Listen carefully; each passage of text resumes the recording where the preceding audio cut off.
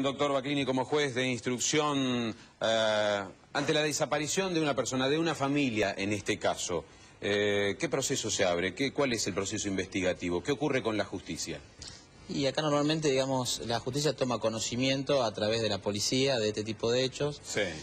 Y se parte de los primeros indicios, los primeros datos que brindan los testigos, o en este caso, por ejemplo, seguir las últimas pistas que estuvieron, o que llegaron a información. Sí. Y a partir de ahí lo normal es hacer un rastrillaje terrestre y una visualización aérea de la situación para poder tratar de encontrar o de focalizar el lugar donde podrían haber estado las personas estas. El tema es que uno sabe que los tiempos aquí se acortan porque se parte no de una hipótesis, sino que normalmente se tienen en cuenta varias hipótesis porque evidentemente, bueno, si bien puede ser un accidente el hecho, también uno no puede descartar un suicidio colectivo, no puede descartar un homicidio o quizás otro tipo de hecho o una desaparición autoprovocada por ello. ¿Qué lleva, doctor Baclini, a esas otras pistas? El no hallar nada en el rastrillaje, porque además se descartó la causa más elemental, un accidente de tránsito, para ir por otras causas. ¿Qué es lo que puede llevar a que la justicia haya tenido como la causa menos probable el accidente? Claro, yo creo que, digamos, es un error. La investigación, digamos, cuando no hay datos ciertos, tiene que estar abierta a todas las hipótesis que están dando. Sí. Uno no puede focalizar, es más, yo diría que hay que estar a la hipótesis de más, pero también a la hipótesis de menos. O sea, sí.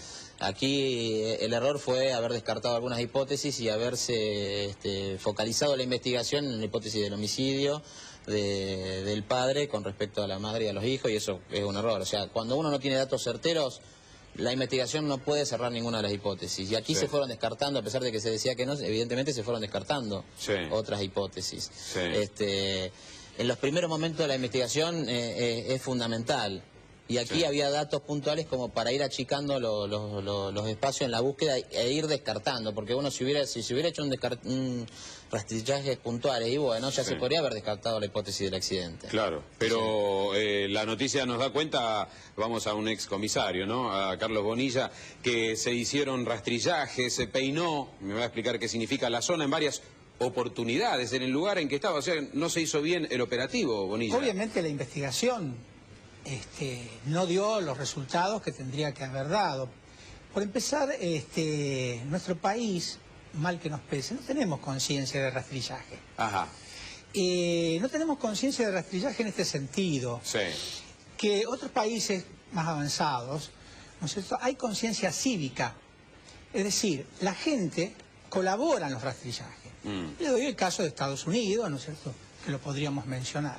Pero aquí ¿cómo podría haber colaborado la gente? Si es la policía, si es la justicia, ¿quiénes son los encargados de realizarlo? Bueno, yo le cuento el caso de Estados Unidos. Estados Unidos, en lugar de que se haya perdido una persona, sea un menor, sea un mayor, y haya que buscarlo, directamente la gente va a colaborar con la policía. Se suma. Se suman. Ajá. Y rastrillan metro por metro. No importa la extensión de terreno que sea.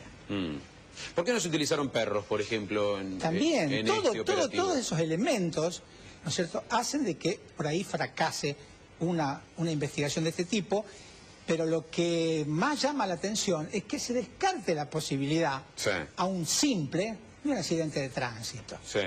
No se debe descartar, el investigador no puede descartar nada, absolutamente nada. ¿A esta altura está confirmado que el motivo del desenlace fue el accidente de tránsito?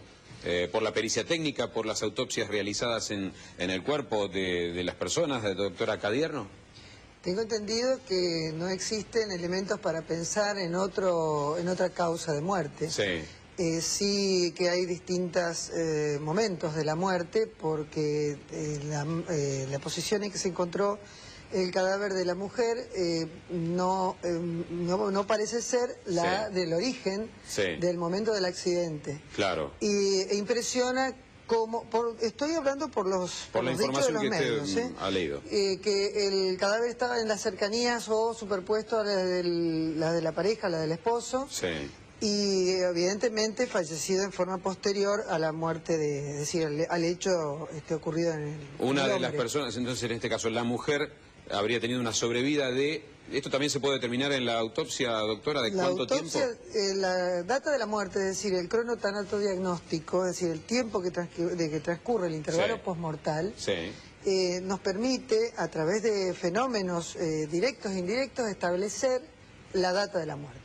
Teniendo en cuenta que siempre que sucede en los primeros momentos es mucho más fácil establecer un rango más ajustado de tiempo al momento de la muerte a cuando van transcurriendo las horas y aún los días. Y se va haciendo más difícil precisar el momento exacto de la muerte.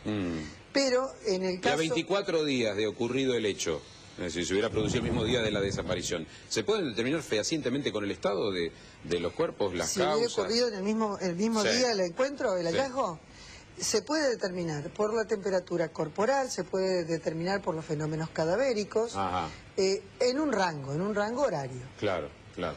Bueno, más preguntas, la gente nos está aportando las suyas, está Pablo Procopio, periodista que también va a sumar sus interrogantes, los de toda la sociedad. Un programa que comienza con muchas dudas, a propósito del accionar de la justicia y de la policía. Pero la primera recomendación, y el calor está llegando, y este es un consejo para todas las chicas que necesitan bajar rápidamente unos kilitos y verse mejor. Ten en cuenta esto, en la lucha contra la obesidad, perder es ganar.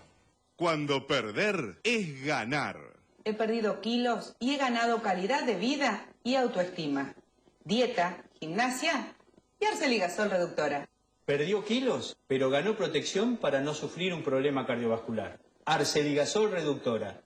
Es un aliado natural en la lucha contra la obesidad. Gracias, doctor Darino. Mantener una figura no es solo una cuestión de estética, sino de salud. Pablo Procopio. Buenas tardes. Tres cuestiones en función de lo que terminamos de escuchar. Una es, bueno, la falta de elementos tecnológicos que hay en el país. El Estado no cuenta con ellos. Evidentemente hubieran colaborado a buscar mejor, a rastrear mejor la zona. El estado de la ruta también. La imprudencia de muchos argentinos. Bueno, la mortalidad por accidentes de tránsito es altísima en este país. Y otro dato más, que bueno, fue noticia en las últimas horas, lo saben ustedes también, lo sabe la audiencia, se había recibido una llamada a un teléfono de emergencias y bueno, y nadie dio crédito de eso. No se siguió esa pista, es cierto, se conoció ese dato hoy, Pablo. En el día de hoy, y lo mencionó Oscar Gutiérrez, que es el intendente de Pergamino. Ajá. Bueno. Se van sumando. Claro que sí. Juan Milauski, como ingeniero mecánico. A ver, mencionó Pablo el estado de las rutas y el vehículo para desencadenar una tragedia. ¿Qué bueno, es un vehículo de tecnología antigua, de la década del 80. De lo que se ve en los videos, su estado habría sido aceptable. Sí. El tema no habría quizá que buscarlo por ahí. Ese auto, Juan, a 50 kilómetros no iba. No. Una cosa es poder determinar con precisión cuál es la velocidad. Sí.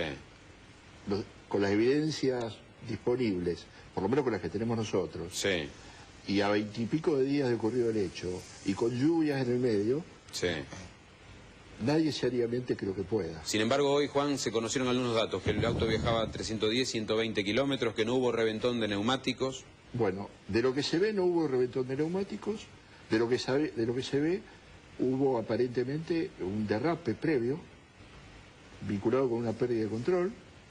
De lo que se veía, sobre todo en las tomas aéreas, se veía la zona donde ingresó el vehículo, aún con la vegetación que ya estaba restituida. Eso se observa por la diferencia de coloración de la vegetación.